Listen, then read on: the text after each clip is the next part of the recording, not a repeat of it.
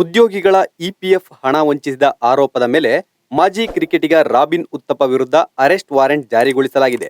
ಇದೇ ತಿಂಗಳು 4ರಂದು ಅರೆಸ್ಟ್ ವಾರೆಂಟ್ ಜಾರಿಯಾಗಿದೆ.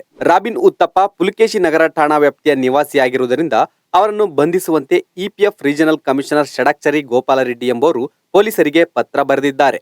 ರಾಬಿನ್ ಉತ್ತಪ್ಪ ಅವರು centuries lifestyle brand private limited ಎಂಬ ಖಾಸಗಿ ಕಂಪನಿಯ ಸಹ ಪಾಲುದಾರರಾಗಿದ್ದಾರೆ. ಕಂಪನಿಯಲ್ಲಿ ಕೆಲಸ ಮಾಡುತ್ತಿದ್ದ ಹಲವರ ಇಪಿಎಫ್ ಹಣ ಪಾವತಿಸಿಲ್ಲ. ಸಂಬಳದಲ್ಲಿ ಇಪಿಎಫ್ ಹಣ ಕಡಿತಗೊಳಿಸಿಕೊಂಡು ಉದ್ಯೋಗಿಗಳ ಖಾತೆಗೆ ಹಾಕದೆ ವಂಚಿಸಿರುವ ಆರೋಪ ಕೇಳಿಬಂದಿದೆ. ಒಟ್ಟಾರೆ 23 ಲಕ್ಷ ರೂಪಾಯಿ ವಂಚಿಸಲಾಗಿದೆ ಎಂಬ ಆರೋಪ centuries lifestyle brand private limited ವಿರುದ್ಧ ಕೇಳಿಬಂದಿದ್ದು ದೂರು ದಾಖಲಾಗಿದೆ. ಈ ಹಿನ್ನೆಲೆಯಲ್ಲಿ ಇದೇ ತಿಂಗಳು 4ರಂದು ವಾರೆಂಟ್ ಜಾರಿಯಾಗಿದ್ದು ಉತ್ತಪ್ಪ ಅವರನ್ನ ಬಂಧಿಸುವಂತೆ EPF regional commissioner Shadakshari Gopala Reddy ಪತ್ರ ಬರೆದಿದ್ದಾರೆ ಎಂದು ಪೊಲೀಸರು ತಿಳಿಸಿದ್ದಾರೆ. ದೂರಿನ ಅನ್ವಯ ಉತ್ತಪ್ಪ ಅವರ ವಿಳಾಸಕ್ಕೆ ಪೊಲೀಸರು ತೆರಳಿದ್ದು ಅವರು ಸದ್ಯ ಆ ವಿಳಾಸದಲ್ಲಿ ವಾಸವಿಲ್ಲ ಎಂದು ತಿಳಿದು ಬಂದಿದೆ.